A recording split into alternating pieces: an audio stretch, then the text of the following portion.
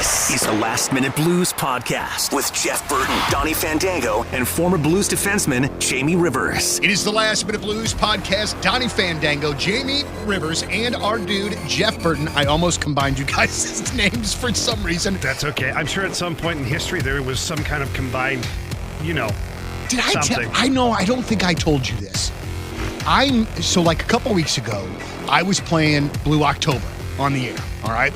So, and a lot of times lately, on both the Point and the Arch, when I talk about Live or Blue October, I throw in a Jeff memory. Of course. Just because it's there and it's fresh. fresh. The two go hand in hand. And so I made the statement that if there is a heaven and Jeff went there, how quickly he found the porn.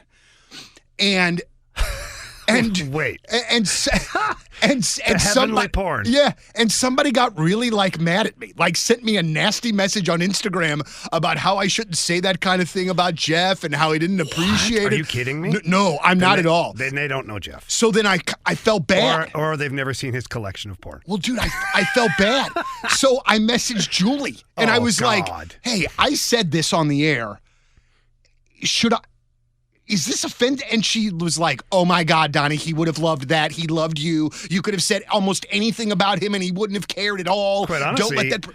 He would have been pissed had you not said it. I would think so too, man. No. I would think so too. But I understand people sticking up for Jeff, I guess. But I would never be somebody that would say something bad about Maybe make that first message a message of question.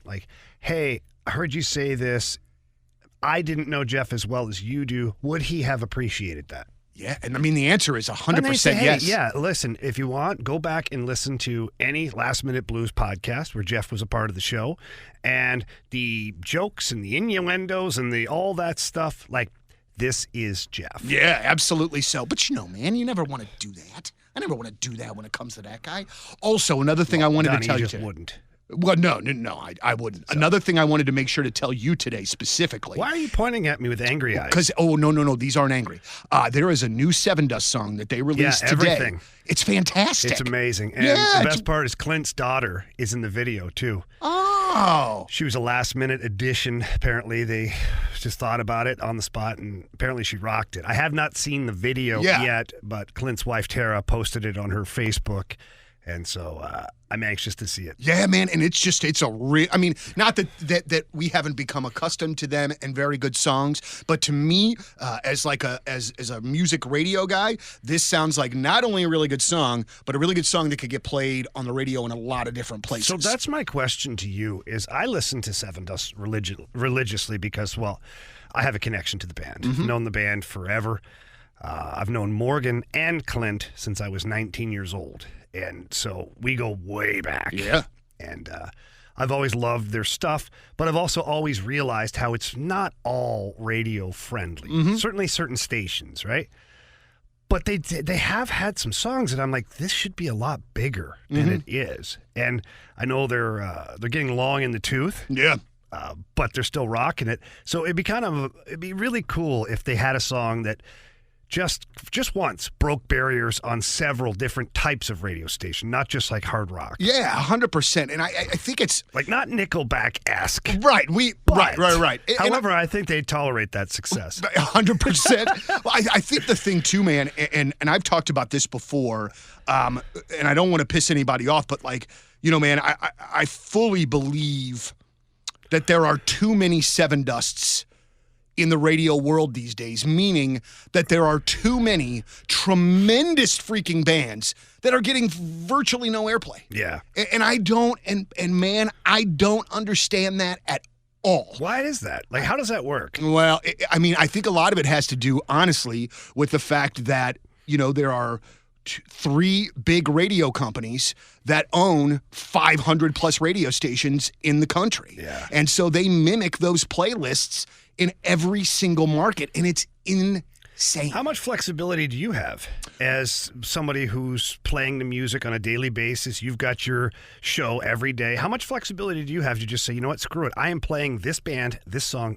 every day I'm on the air for the next 3 weeks. Yeah, it's just, well, first of all, You know, man, I feel like I've worked really hard to get to the point to earn my boss Tommy's trust in that, and I don't want to say that he would let me do whatever I wanted, but I mean, you know, He trusts you. He trusts me, you know, so, you know, today I got the new Queens of the Stone Age song, and I already played that. And then a little bit later, before I get off the air, I'll play that new Seven Dust. And so, so you know, man, I appreciate how much flexibility he gives me. But at the same time, you know, man, I just view radio a little bit different, I think, than a lot of people do these days. Most people probably. And I feel like we could just do a much better job of some things musically than we do and have done for a while. But, you know, man, I'm lucky to be working in a place where my boss does listen. And I can't say that in very many other places that they would listen to me. Well, you've earned it, though, Donnie. But also, too, what's crazy and sad to me, man, is how many people in the record industry give me credit for being a music guy. Like, how many music guys aren't in radio anymore. And to me, man, that's not a good thing at all. No, I see what you're saying there. You know what I mean? I mean, you got to have some of us nerds mixing in. Not all of us. We can't take it over because we try to make it too cool, and it wouldn't be that great. All right, but you got to have some of us in there, man, because we bring some passion to the table that other folks don't. So, well, I've got a mission for you. I want to hear that song every day for at least a week. Okay, all right, done. Got it. Our guy Clint, he needs the promo here a little bit, right? He deserves the accolades. Morgan and LeJean and John and all those guys. Vinny's a beauty. Well, dude, and they are tremendous live band. I've probably seen that band 20 times throughout the course of the years. So I remember the early days, and it was wild, to say the least. Okay, this is in their younger days before Clint became sober, and which, by the way, he's been sober for eons now, and congrats to him because his life has just exploded in a good way since he got himself clean. But the early days, my God, Donnie, and the energy on stage from these guys, and it hasn't dissipated either. They still bring the heat, and they're not spring chickens.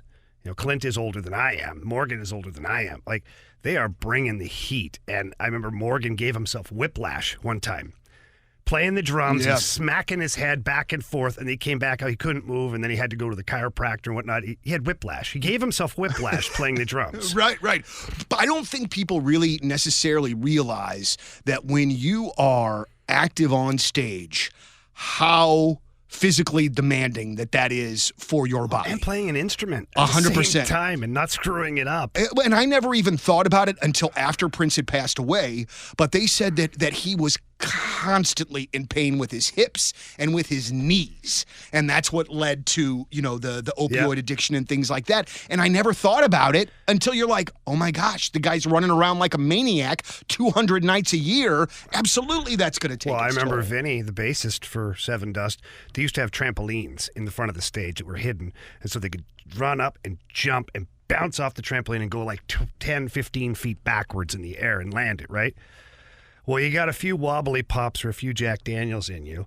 Landing that with the lights going and the smoke and whatever else is happening, he landed wrong and frigged up his knee. Yeesh. Then the next night he's wrapping the ace bandage like so tight that it's like straight, and he's still out there grinding through the songs and grinding through the set. You could not tell as much than couldn't tell as much as you should have, right? That he was hurt. But anyways, great band, great dudes. I love those guys so much. I saw, and this was a long time ago, and then we'll switch to sports or whatever, but I saw the band Suicidal Tendencies. You know that band? Yeah. Of course I do. So it was a three-band bill at the amphitheater. It was still Riverport at the time. It was the first time that I'd been to Riverport. Metallica was the headliner, Danzig, and Suicidal Tendencies. I was at that show. Glenn Danzig, I'd met him in Atlanta, and he left me tickets for that show, which... when I first met Glenn Danzig, I thought he was going to be a monster. Right. And he's not. He's big. Right. Buff.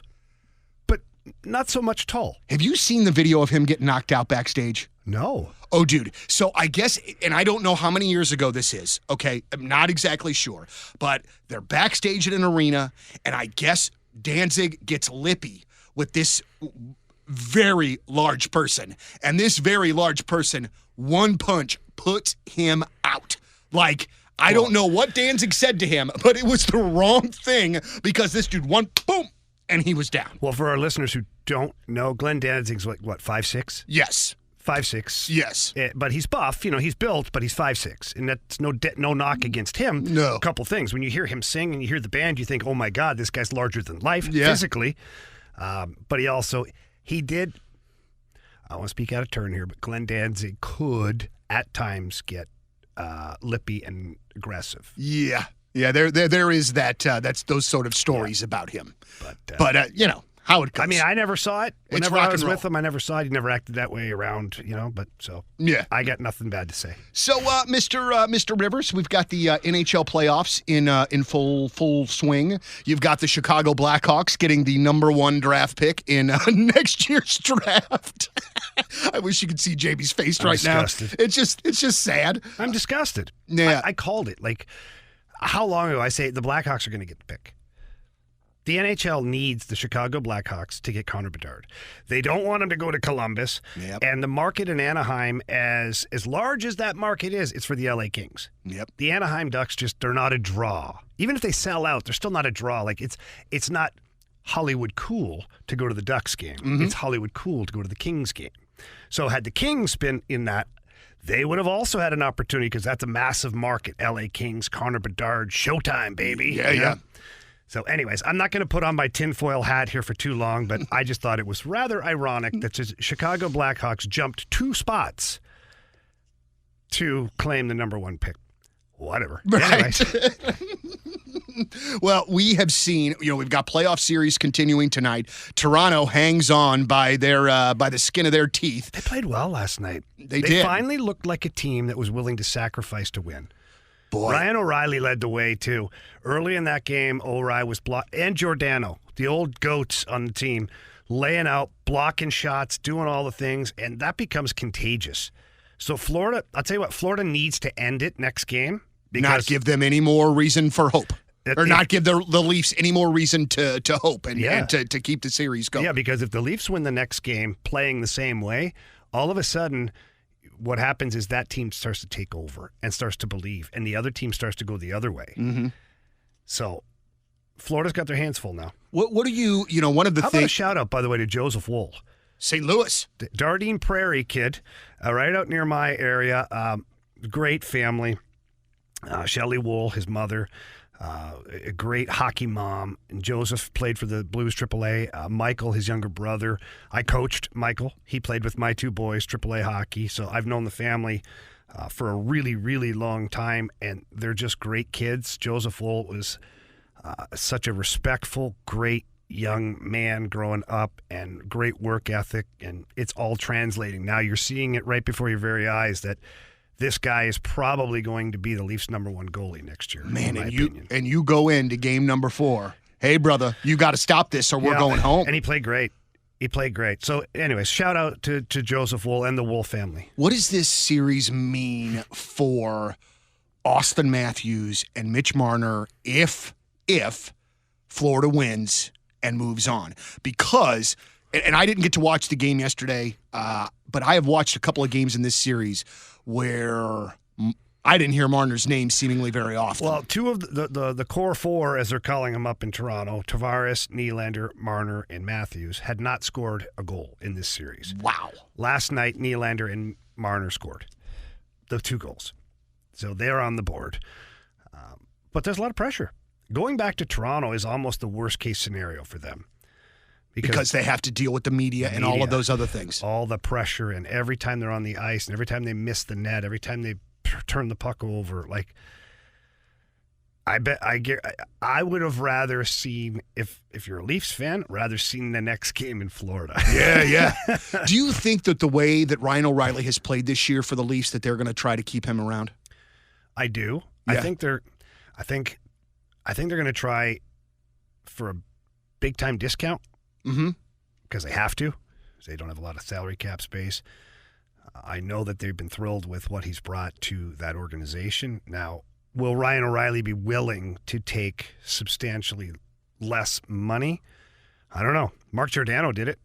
Gio was making, 3.5 or 4 in Seattle, and he got traded to the Leafs and signed for $800,000 this year. Wow. So he wanted to play in Toronto. Wanted Wanted to be a Leaf. Yeah.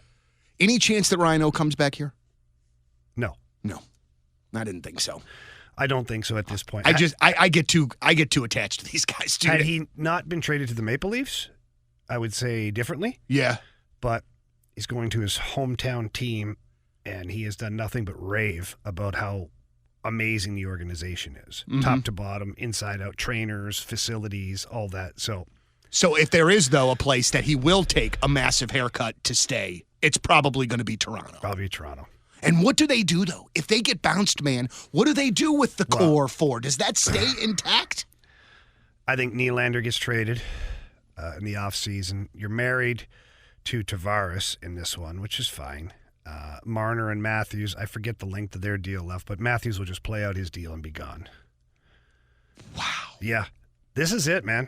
This year is like it. That's why they went all in. That's why they got O'Reilly. That's why they got Achari. That's why they got McCabe. That's why they added so many things at the deadline. It's because they felt like this is it. Do you think that the GM gets blown out? Yes. Yes. No doubt. No doubt. Man, oh man.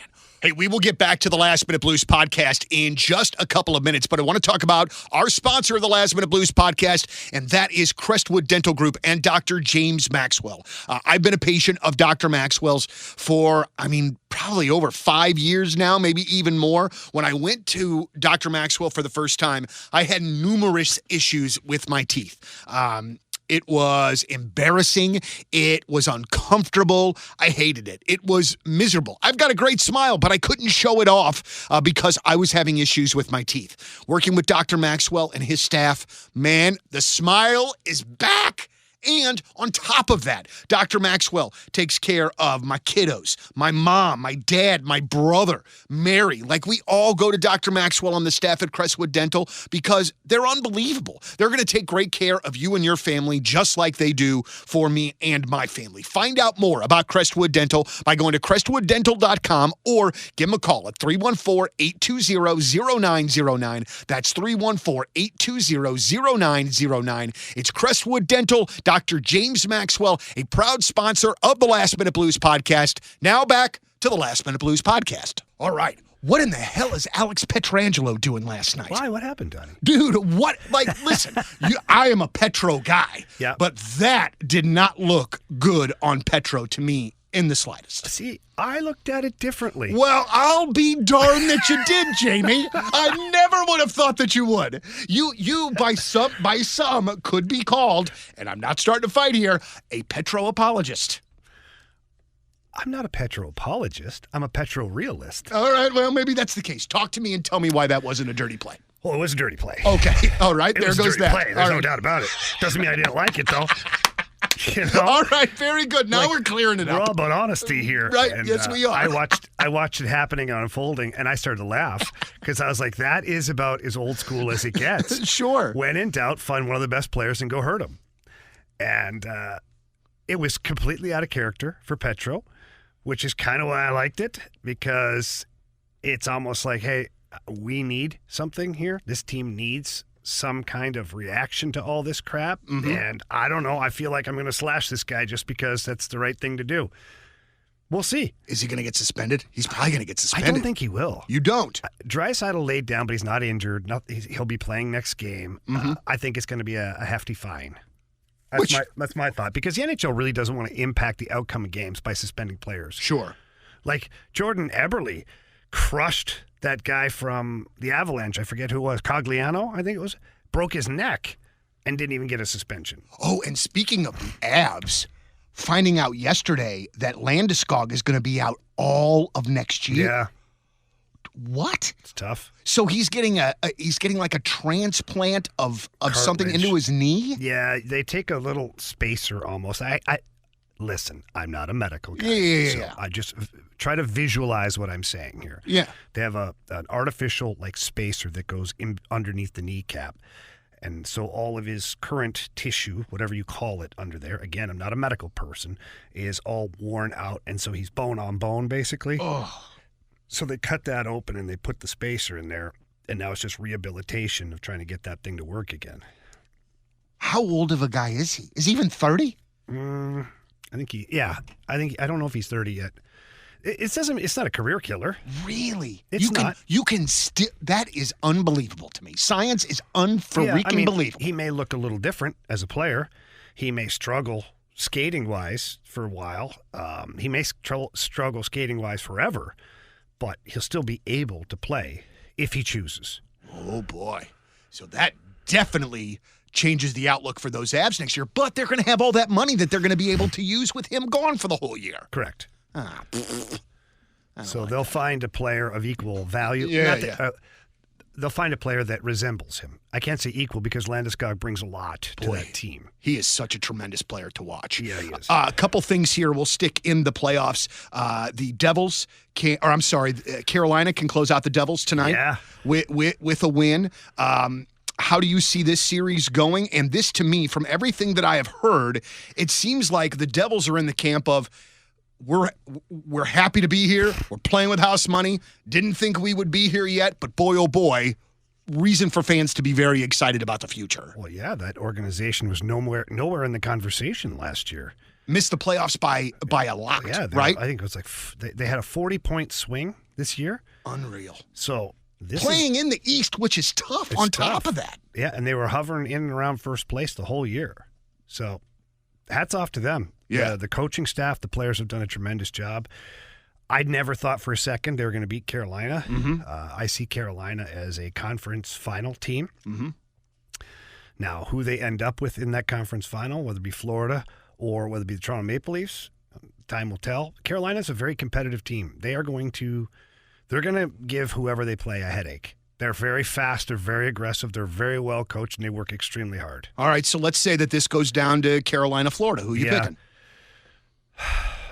I would pick Florida just because they're on a roll, buddy. They're on a bit of a heater, and they play very physical, a very, very physical brand of hockey, whereas Carolina can bring some physicality, but they're mostly speed, and very aggressive with their checking. Mm-hmm. Not physically aggressive, just very aggressive, like they're on the puck all the time. What happens in the West? How do you think that this ends up shaking out? Well, there's a lot of things right now that are going to be impacting the West. One is the Alex Pietrangelo situation. Mm-hmm. If he does get suspended, what does that do to Vegas? Vegas' number one goalie's hurt now, out. Do they go to Jonathan Quick? Aiden Hill played last night. Not bad, but still gave up 4. Mm-hmm. Do you go and tap Jonathan Quick and say, hey, dude, we need the magic. You got anything left in that tank, bro? Mm-hmm. Because if you do, let's go. Right. We need it now. And he might say, listen, I feel great. Give me the chance. Right. What about Dallas and Seattle? That's such a back and forth series. Like each game, somebody plays terrible. You know what I mean? Yeah. Because you think, wow, here comes Seattle. Then the next game, whoa, here comes Dallas. So I think that goes to 7. Ultimately, I feel like Dallas wins that series. And I think the winner of Edmonton-Vegas goes to the Cup. Goes to the Cup. Yeah. Man, I cannot handle sour face going to the Stanley Cup Finals this year. I can't. Who? Peter DeBoer. I can't. I honestly, Honey, what is your problem with him? I hate his face. Why? And I know that that's a terrible thing because I'm sure there are people that hate my face. Understand it, but there is just something that when I see that sourpuss talking about anything, he looks friggin' miserable, and I can't friggin' stand him. And then on top of it, I don't like the Dallas Stars. Top of that, he's a great dude. Though. Fine, I'm sure he is. You would like him, and maybe one day we'll make that magic happen. Well, but as of right now, make it happen. I'm gonna say, hey, Pete, this guy calls you sour face. You need to help him out, dude. And I can even see his face in my head. Okay, so I've always kind of on the outside been a Philadelphia sports fan, which I know is absolutely asinine because of how their fans are. But I've always kind of you are a Bills fan too. Yes. And their fans are crazy as well. Yes. In different ways, but crazy. Yes. But what are so the Flyers, they cleaned house, management, they brought in Keith Jones, who is a broadcaster, and I'm trying to think in almost any sport, Jamie, when bringing a broadcaster into the front office has worked out for that team. I think of the Raiders, who brought in Mike Mayock from the NFL Network. That didn't work, you know? Is this a bad idea? No, I actually like it. Really? Tell me why. Well, who else do you find that's as connected to the entire league is somebody who's been broadcasting the NHL for 20 years. Well, that's true. Contacts and things, He's yeah. talked to every coach, every general manager, every player. He's broadcast every team. He knows the players inside and out because you have to do your prep work to find out what's going on. I think Keith Jones will be very good at this job. He's a former Flyers player, so there's an amount of pride that he'll be wearing on his sleeve to make sure that this thing goes right. You have to remember, they have people in place to handle all the really tough stuff, like the salary cap and the whatever financial things. And they've got people who make good money to handle that stuff. All you need is somebody who knows hockey. And he does. He knows hockey. He had a very good career. And then post-career, he's been involved with the NHL from day one. So you talk about someone who's current on every situation and players and coaches and salaries and free agency and all that stuff.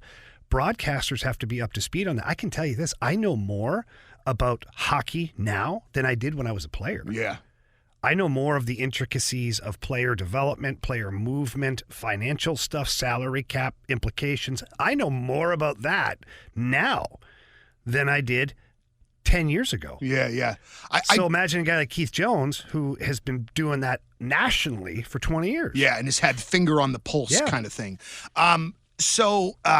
The next thing for the Blues will be the draft. Yeah, they got the draft. They'll be picking 10th overall. That player, Doug Armstrong's on record saying that whoever they pick is not going to become the centerpiece of this retool/rebuild, but they're going to become an accent piece. And so that's a smart thing to say. You don't put all the pressure on one kid who probably won't make the team next year anyways. Right. So we'll see what direction they go with all that. There's a lot of possibilities, and I kicked around some ideas in my own head of, does Army try and package the second pick in the first round and the first pick in the first round to move up in the draft? Like, would 2 first-round picks look appealing to Columbus? Would 2 first-round picks look appealing to the Anaheim Ducks? Because those are teams that are farther away than the Blues are, and then maybe the Blues move up and get an Adam Fantilli at second. You sacrifice 2 first-round picks to get up to the second pick overall. I don't know, but it's something intriguing. Okay, well, so then I'm just asking, and maybe you're going to look at me like I'm an idiot, but would you trade all 3 of those first-round picks to move up? No. Even with the 2 being towards the end of that first round for the most part? Yeah, because here's the thing is I believe you're going to try, what you'd like to do is package one of those first-round picks along with maybe a contract you don't desire anymore. Torrey Krug. Well, player X. Whomever. You don't say it, I say it. Your guy would be Torrey Krug. Okay. Mm-hmm. So you attach a first-round pick and Torrey Krug. That's appealing to a team to take on his contract. Maybe. And you work out a deal, and then now you've got some flexibility and some area to move. So that's the way I look at it. If you're going to maximize your first-round picks, to me, package 2 together, try to move up and get one of the big dogs. If you can't do that, then pick a really good player at number 10 and then start to get creative with the bottom 2. Boy, here's what I need. I need this NHL offseason, which I guess it's not offseason yet because we're still doing playoffs. Just Blues offseason. I just need this to get me through whatever the hell I'm watching with the Cardinals, to get me through to the fall for Blues hockey and Bills football. I need some strong Blues offseason carryover to help me with whatever's going on with the Cardinals. Donnie, let me help you out here, okay? All right. On this day in 2019, the Blues lost Game 1 to the San Jose Sharks. Do you remember what happened after that? Well, in broad strokes, we ended up winning the series and then going on to win the old Stanley Cup. And do you remember how they won that series? Well, they absolutely, from what I remember, they pummeled San Jose into the ice. Erik Karlsson looked like he couldn't skate by the time that series was over. Seriously, dude. They had like 3 or 4 guys that weren't even in the lineup. Had it went to a Game 7, I don't know if they would have had enough players to even play the game. Dude, I remember looking at Erik Karlsson going, that guy is not well. Courtesy of Sammy Blais, too. Sammy Blais absolutely pulverized him in Game 2. And he was never the same the rest of the series. Joe Pavelski, too, got absolutely pulverized. There were guys it was, and that was the hand pass series, too. Right. So you talk about the Blues getting way more physical in game 2, but then you come back here and you get the hand pass game, and the hand pass game was the turning point of the playoffs for the Blues. Yeah. That's when I knew this team had it. Dude, I have never, in my life of watching sports, never seen a team given that lump of crap that they got with that hand pass and not say another goddamn word about it and just go about their business. It was one of the most amazing, amazing things that I have seen. Leadership. 100%. But leadership. Right from the top, Craig Berube, as I've been told, because I wasn't in the locker room, just basically said, we're not talking about that. We're moving on. Yeah. We're moving on. Talk about next game. We're not talking about that. And then to a man, each of Craig Berube with it, then Braden Shen, Alex Pietrangelo, all those guys just, it is what it is. We got to worry about the next game. We don't control this. We don't control that. And they galvanized that group. And they came out the next game, scored right away. And I knew at that point, I'm like, this is different this year. Well, because I remember, too, as that series went on, that goaltender situation for them just looked more and more like a turd. And that's when it came out that Jake Allen was mimicking Martin Jones in practice. And, man, the Blues were tearing that dude apart. Well, Jones was awful, too high glove. I remember doing a deep dive because I was working with Fox Sports Midwest at the time, covering the playoffs. And there's an awesome, awesome woman in hockey. Her name is Megan Chaika, and she owns a company called Statleets. And so I got on the phone with her and did a deep dive on Jones before the series started. And she sent me, analytics like you wouldn't believe. And at the end of the day, I'm like, high glove. Everything has to go high glove on this guy. And the Blues started going high glove, high glove, high glove. Remember the Vladimir Tarasenko penalty shot comes in, high glove, like everything. And Jones couldn't stop it. At all. And then physically they couldn't keep up. Physically they couldn't hang. It was, and the closer it got to the series being over, the stronger the Blues got. Oh, that is 100% the truth. Yeah, they could smell a Stanley Cup final. Man, it gives me chills just even talking about it and thinking about it. This is what we'll do. We'll start talking about good memories to carry you through. Yeah. Well, and you know what, though? But, the way that I feel about the team now as is very glass half full. I've said this before a lot since the end of the season. I don't think a billion things have to happen before we're knocking on the door again. If they can get this, to me, if they can get the forwards playing back defense a little more, shore up what the hell's going on in the blue line, we're going to be just fine. Our goaltenders are friggin' awesome. Like, give Jordan Bennington, let's see Jordan Bennington when he has a defense in front of him. Oh, baby.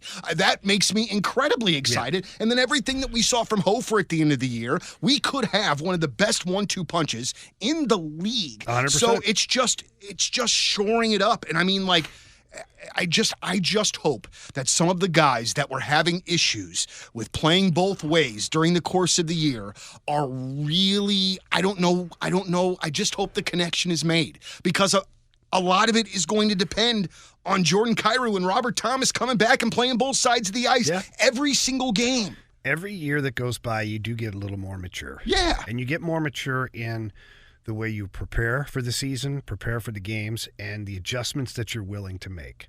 I know that when my career started, I was very much set on a certain way I wanted to play.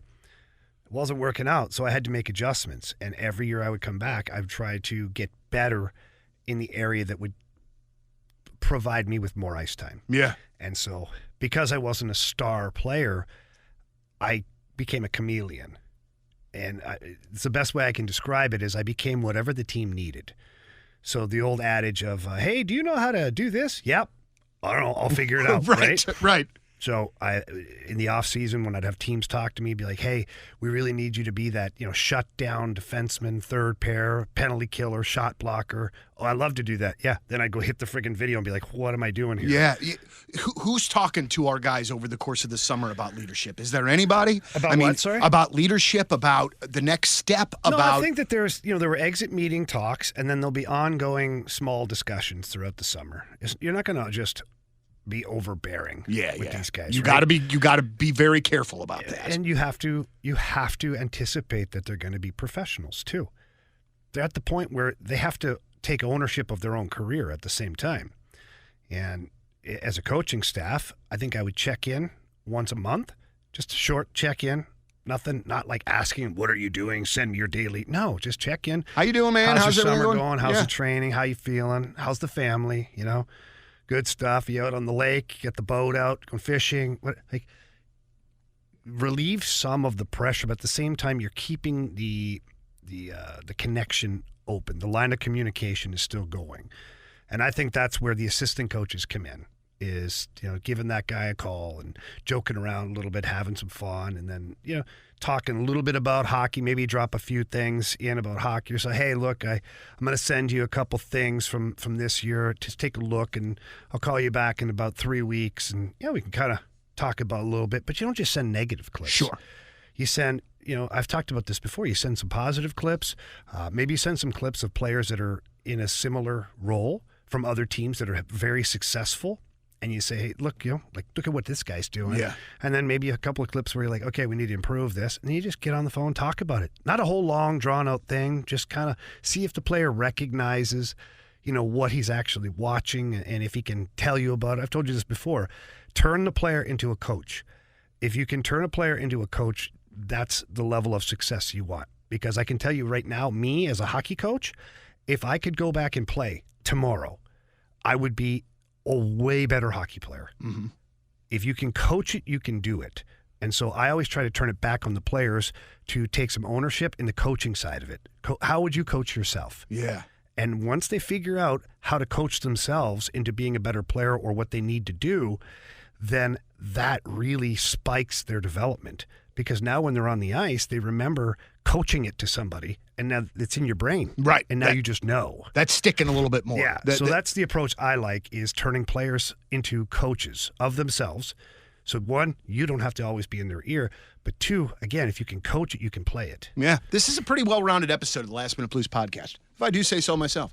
We had some sports on there. We had a bunch of music talk. Yeah, baby. And I love the music talk because then I feel like I know what I'm talking about. You at sure least do. somewhat. You sure do. You know what you're talking about. Give yourself some credit. For the most part. For our very good buddy, Jeff Burton, Jamie Rivers, Donnie Fandango, it's the Last Minute Blues podcast. As always, let's go Blues. The Last Minute Blues Podcast. Hear more at 1057thepoint.com.